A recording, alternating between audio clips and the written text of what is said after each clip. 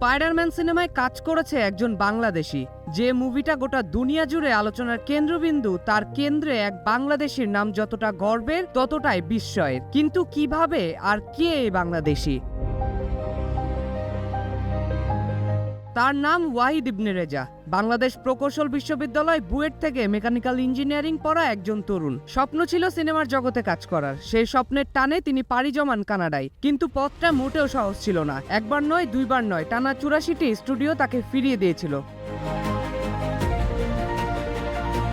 অনেকেই হয়তো এতবার ব্যর্থ হওয়ার পর স্বপ্ন বদলে ফেলতেন, কিন্তু তিনি বদলাননি, বরং শুরু করেছিলেন একেবারে নিচের ধাপ থেকে। সেই মানুষটি ধীরে ধীরে নিজের দক্ষতা, অধ্যবসায় আর পরিশ্রম দিয়ে পৌঁছে যান বিশ্বের অন্যতম সেরা ভিজুয়াল ইফেক্টস স্টুডিওতে। এরপর কাজ করেন স্পাইডারম্যান নো ওয়ে হোমের ভিজুয়াল ইফেক্টস টিমে, যেখানে তিনি ডিজিটাল প্রোডাকশন ম্যানেজার হিসেবে গুরুত্বপূর্ণ দায়িত্ব পালন করেছেন। শুধু স্পাইডারম্যান নয়, তিনি কাজ করেছেন মার্ভেলের Doctor Strange, Captain America, Batman versus Superman, Furious 7, 50 shades of grey এবং animation cinema the angry birds movie এর মতো বড় প্রজেক্টে। নতুন সোফা সোয়ান ফোম, সোয়ান গ্রুপের একটি পণ্য।